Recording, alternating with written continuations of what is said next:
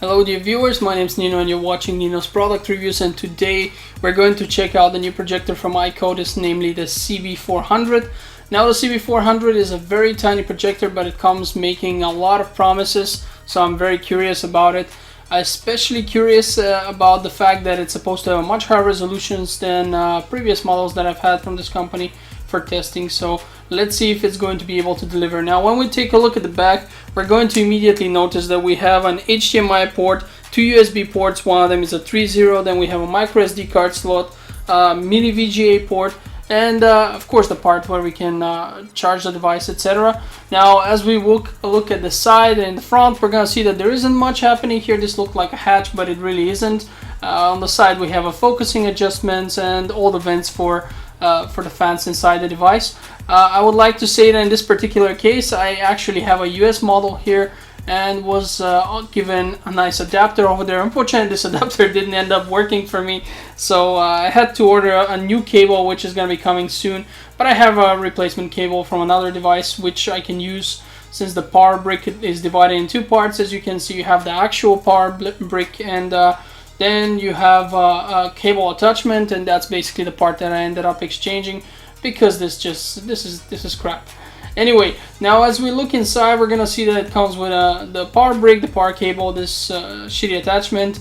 Then we have a HDMI port, cable, and we have a tiny tripod here. Nothing too special, but it actually does work pretty well. You can position the device on the tripod and it does a good job. The remote control that you see is slightly rubberized, and it feels very nice when you hold it in the hand. It doesn't feel cheap or crappy, which is a good sign that I personally like to use one of those tiny wireless keyboards with touchpads over USB, and so I'm gonna be using that for my review here. You have this very nice instruction manual with different pictures and stuff, but you will be working with a version of Android in here, so you won't really need that much of it.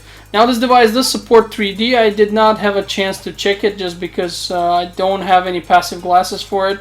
It is a 16:9 ratio. The native resolution is 720p, so we have native HD, but it can upscale to 1080p, so that's pretty good, and it actually does look very good.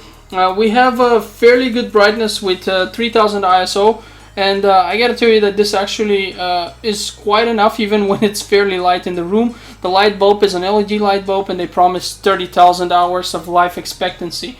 Now I had to measure this device, so I ended up doing so, and I'm here at a distance of 2 meters from the wall and measured 215 centimeters of diagonal. For those of you who like measurements in feet, hands and chains, etc., that would be 84.6 inch at a distance of 3.28 feet.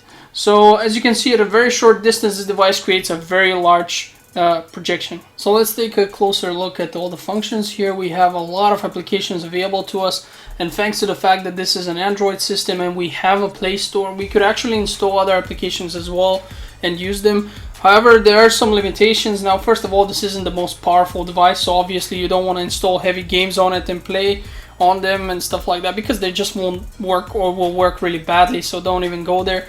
But, and that's something that I'll show you later, you can pair it up over Wi-Fi with another phone. Well, that's basically this HappyCast application, and then you can play stuff from your phone, stream everything from your phone, and that works great. And you can use this basically like a extension of the size of the screen of your phone, and that's really nice. Now obviously we have Bluetooth as well as Wi-Fi here, and we have a built-in hard drive, so some storage, but it's quite limited, and that is the second limitation we're working with. So you can't go crazy and install too many applications, because you will notice that we don't have a lot of free space. Now you can't see it here right now, but I'll get to it in a moment, and you will see that we have, I think it was about maybe a gigabyte of space, something like that. Not much in any case, not enough for you to go crazy. Of course, if you insert a micro SD card, things change significantly. There it is. Well, I was going a lot higher than what we actually have. We have about 400 megabyte right now.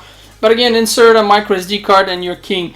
Now when it comes to the resolution and the brightness, this is an excellent device. People often ask me, can I do presentations with this, etc.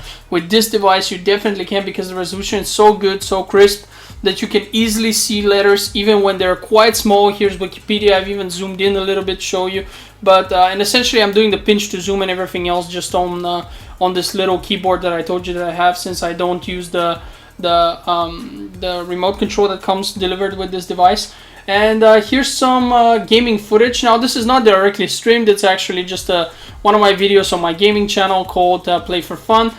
You can find the link to it on this channel if you're interested, but the point is, I would like to show you normal videos again like in previous tests, but YouTube has been flagging them. Even if I show you just a small excerpt of a trailer, I'm already getting in trouble and all these studios are flagging my videos. So unfortunately I have to show you stuff that is not copyrighted, so stuff that is essentially mine. So there are going to be a few games and a few of my own videos. Now here's just cause, for example. The point of this is to show you that the color reproduction and the brightness really is excellent. You can see everything, you can read the subtitles here and they're really tiny.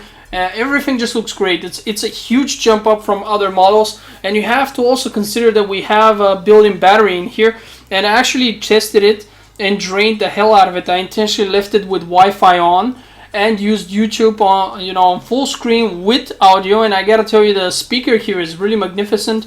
And what happened was that this device held out for almost 2 hours, which was very impressive considering that it was giving it all, high resolution content, audio and Wi-Fi, and that's a lot, so it would easily be able to go over 2 hours if you did something else. Here's a scene from a game that is very, very dark, just to show you that although the scene is extremely dark, the device can still project. And I even tried it during the day, and I found that when there is some light in the room, it's not extremely bright. You can actually use it. It's still a viable option. You can use it and you can see the stuff, but of course it's always best to play it, to use it while it is in absolute darkness. That's when you're gonna get the best color representation. But still, here's one of my other videos, and as you can see, it's very bright. If you can open this video and just compare, you're immediately going to tell yourself that this is actually a very good result. It's not a cheap device, but it's definitely worth its money so far. However, it's not perfect. I did find one thing that sucks about it. Since it's Android, when you open different applications, they will stack up in the background. Now this device should usually, and that's how the Android system should work with these devices that are not smartphones and stuff, should usually hold just a few of these applications and close the other ones, or even close all of them. Well, sometimes, and this was not always, but sometimes it would just not close them and they would stay minimized, which would slow the device down a bit. A restart solves the problem. It's not a big deal, but it is something that I wanted to address. Here you can see the Happy Cast function, which essentially enables me to cast everything that's on my phone straight onto the screen. I can watch movies from my phone on the big screen. I can play games, and this is where the thing with the games came that I mentioned, because if you have a decent phone, you can now play your games here straight to your phone, use your phone as a controller and look at the big screen. Now the phone obviously isn't the best controller in the world, but it still works quite well. And if you have one of those controller attachments for phones, then you essentially have like a small Android console. Not everyone's thing. I personally don't like to play on Android. I'm just demonstrating this because people do want to know if it's possible, and it definitely is here. It works really well. I didn't notice any kind of input lag. It was working really well. Obviously I wasn't that far from the device. I was at a distance of about that would be about 2.5 meters from the device, which would be about 3.5 feet, and it worked really well. I was very satisfied. So I think that you guys are going to be very happy with this device if you go for it. The beautiful thing about it, and most awesome thing about it really, is the fact that it's so small and portable. Now you do have a tiny stand besides the actual one that comes with. You have like a tiny leg on the bottom of the device, and you can open it and make it look up. You have a Keystone function here, which is however software based, so the device will try to adjust the angles and corners so that it works as a Keystone function. I would have actually preferred a hardware based one, but this works well enough. And obviously we have a very good focus here, which will enable us to achieve the best possible results. And in any case, that's pretty much it. It was not a very long review, but to be frank with you, there was very little to rant about. Everything seems to work very fast, very responsive, and very satisfying. Only that thing I mentioned sometimes occurs, and let's say sometimes once every 6-7 times you use the device, so it's not the end of the world. If you're interested and you want to take a closer look at it, I'll have links to Amazon at the bottom in the description. Thanks for watching, and I hope you check out my next videos as well.